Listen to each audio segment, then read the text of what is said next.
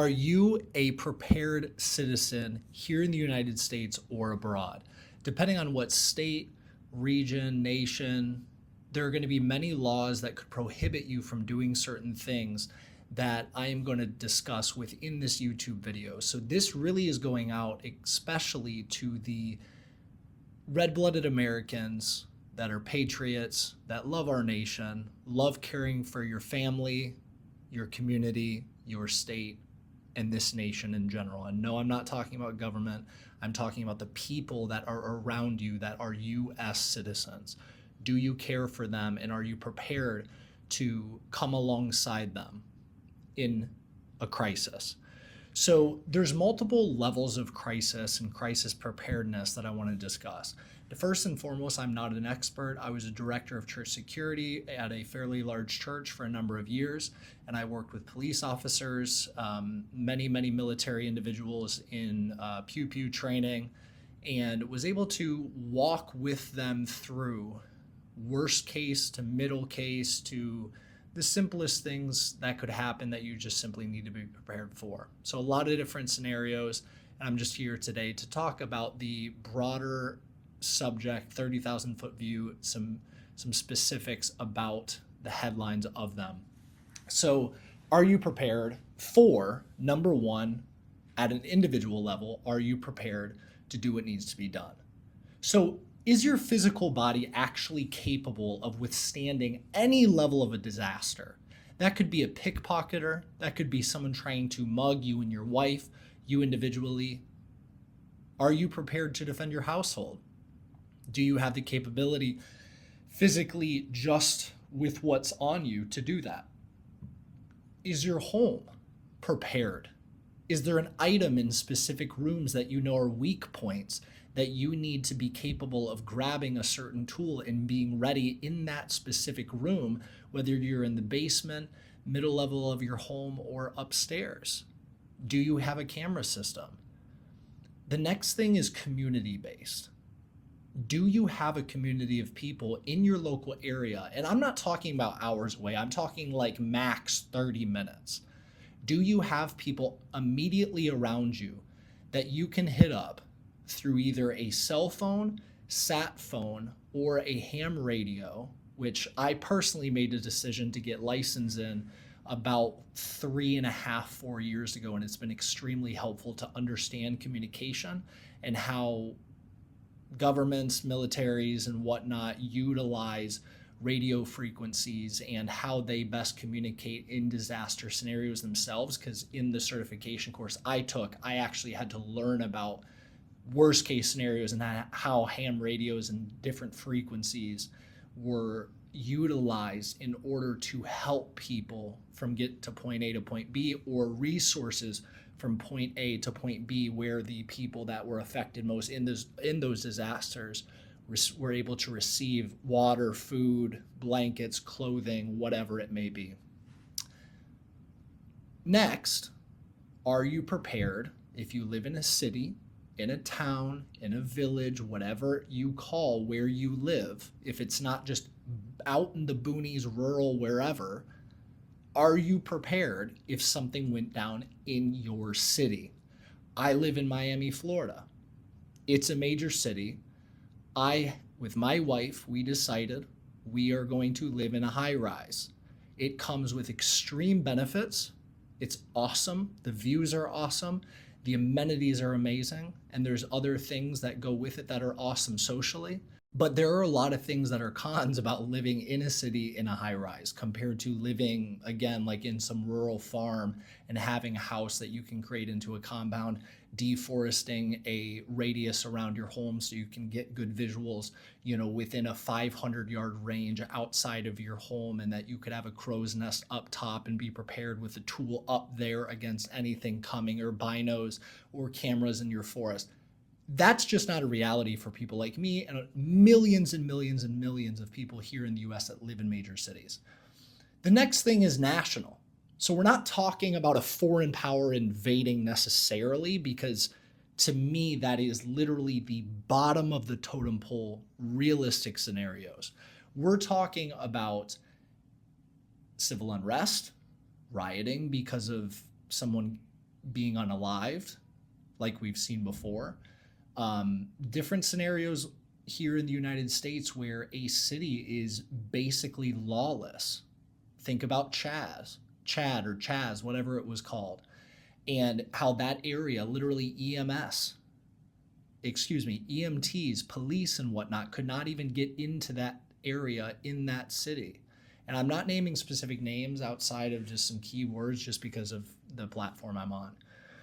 But are you prepared for that? Again, with your community, are you and your boys able to be capable of connecting with each other? And if something was coming to your city very, very soon that was going to fatally threaten you, particularly in your family, would you be capable of rising up and being skilled enough and have the resources, have the tools to be able to take care of yourself and your family, number one, and number two, the community around you?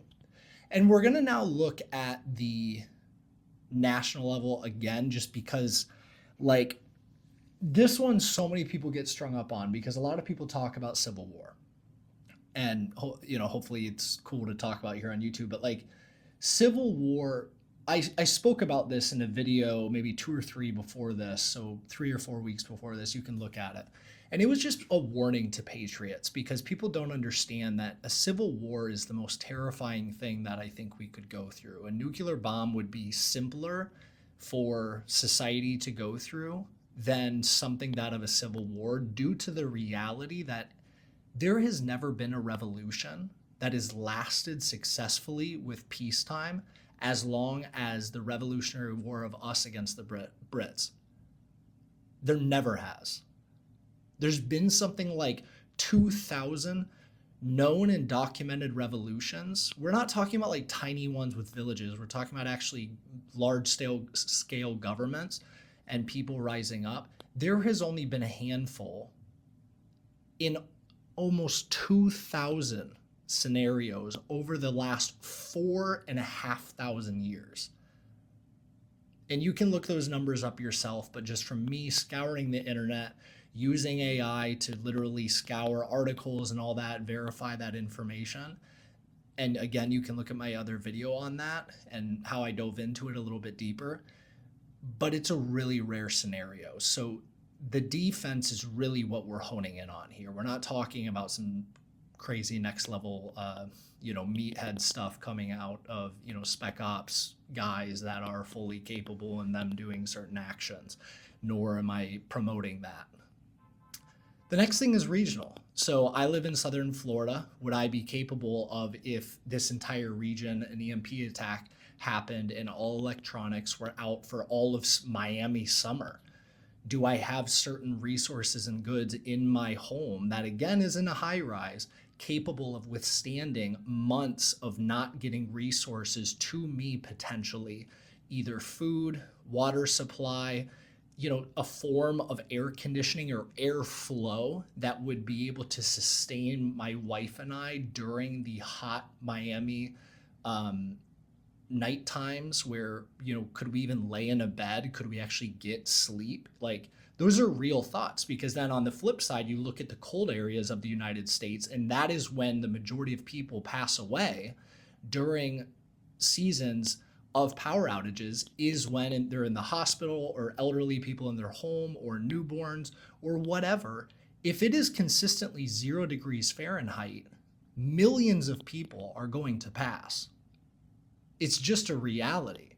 So do you have enough capability both to create fire, candles that will not burn down your home? Do you have enough blankets, really solid thermal heating blankets that use electricity that can be hooked up to a generator that's powered by solar? Like, what do you have prepared? And I'm not challenging you to say that you don't have. I'm just questioning and putting it out there in order for us to just do this thought dance back and forth as you're listening to this. Are you processing through your planning? So the next thing is global. This is just like, we got the Iran war going on with many nations. I'm not going to name, just because a certain nation I can't talk about on social medias. We got the Russia-Ukraine war. We have tensions rising in England right now with the immigration crisis. We have mass issues rising within Spain and the immigration crisis there. There's so many things that are coming to a boiling point across our globe that we really do not know what is the thing that is going to tip the scales. Because every world war, it's not like it just boom happened and all of a sudden millions of people passed away and crisis happened left and right and visually right in front of us. It was something that it was a slow boil effect of you being a frog put in a pot of water, and it slowly was building, and the vibe, the energy in the air was brewing. And I know you feel it, because I do. And literally every one of my friends, whether they're on the left, the right, center, whether they don't care about politics, like every person I talk to knows and feels this thing in the air. And there's this author, T.H. Breen, who I love. He studied the American Revolution. He's a historian out of Northwestern University here in the States. And his specific 2 books that I went through talked about what caused a people to rise up, choosing my words, what caused people to do actions that harmed others. Psychologically, what brought them to that point? We're talking about people that just lived on farms, that hunted, that hung out with their families, didn't have electricity, and they got word of this other nation that, their ancestors or they themselves fled from. All these taxes are coming around for tea.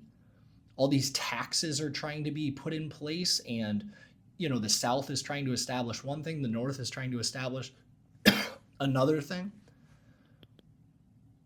There was a lot of tension in the air, and this author, T.H. Breen, literally has hundreds of letters from just basic citizens, not soldiers, not militiamen, no, families, wives, children that wrote letters to their husbands and just 2 other individuals doing commerce with each other about the feeling that they all had.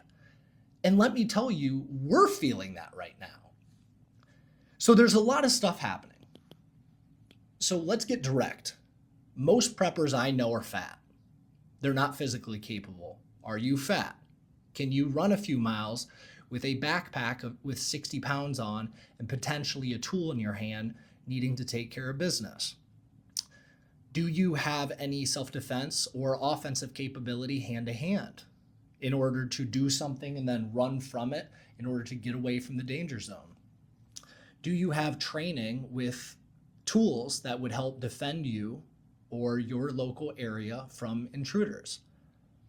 Do you have a plan for each of the scenarios that is realistic to the region, to the city, to the home, to the individual area that you live in? Walk through them. EMP, nuclear, civil unrest, burglar, attack when you're driving down the highway 20 miles from your home. Is your home the destination you want to retreat to? How do you get there from your car? What's in your car? What's on your person if you're not in your car? If you are alone and you have just your physical body and your wife's physical body and maybe a child or 2 and your dog, do you altogether have the capability of walking 10 miles, jogging lightly 10 miles with 10 pounds, 20 pounds, 10 pounds of gear or whatever that's on your person? Do you conceal carry? What do you have on you that is going to make you a capable individual in all circumstances when anything happens? Because no crisis comes at the perfect time. We need to be prepared for a crisis that we have no freaking idea when it's going to come, but when it comes, we better be ready, because if we're not, we're going to be caught slacking, and slackers get caught out in the open, and we know what happens to them. So, what are the action steps? Identify weak points. Go through all the planning. Where's your weak points? Food, shelter, water, tools available to defend, be on the offense, build stuff, tear stuff down. Tons of different stuff. There's a million videos on this. Build strong family connection. Build strong mentality in yourself and in capability of put yourself now through hard scenarios so that when something harder comes, you're at least somewhat prepared. We have no idea what's going to happen in the future, but are you physically, psychologically, and even in your soul, are you prepared for what potentially could go on? Are you a Christian? What is the difference between murder and killing? Again, if you're a Christian, these are real thoughts that you need to be having with yourself, with God, with your family, especially your spouse. And then again, just going through each scenario and just understand, do you need to have caches in different areas? Like if you're in a city that's going to be tough, it's better to understand where there's different grocery stores, where there's maybe pawn shops, where there's tool shops around you, different things like that. If you are not already prepared with such items already in your home, do you have enough to sustain yourself? If you all of a sudden got another 2 weeks to slow the spread, would you be capable of 6 months to slow the spread? What if there was a real disease that actually came about? Because we know stuff about that one that came out in 2020. We know a lot of the stuff around that. Someone's being, put on trial for it right now, pleading the fifth quite a bit. But have you thought through it? So guys, I hope you enjoyed this discussion, these what if scenarios, the thinking through the plans. And this is all just a mindset. It's all just talking about it. And it's me just ranting because I like talking about this stuff. And it's unfortunately not something that I can dive into in extreme depth here on social media platforms. But if you're one of my friends, we've talked about this a lot probably. So please like, comment, and subscribe if you find this helpful. And if this kind of makes you frightened, understand, journal or talk to God, talk to your wife, husband, whatever, talk to somebody about why that is. Is it because you are not prepared? I mean, everybody's going to be very uncomfortable and have an aspect of fear. And if you don't have fear, you're probably a psycho. But if something real disastrous was to happen in this nation, there would be a level of fear. But it's those that can live in the fear, live in the anxiety because they've understood it, they've worked with it, they've had to take actions within and among and living with that fear and anxiety in them, that are capable of, in those scenarios, being able to walk through them successfully. So like, comment, subscribe. Love you guys as always. Another video is going to come out next week, Tuesday and Saturday, every week. Peace out, y'all.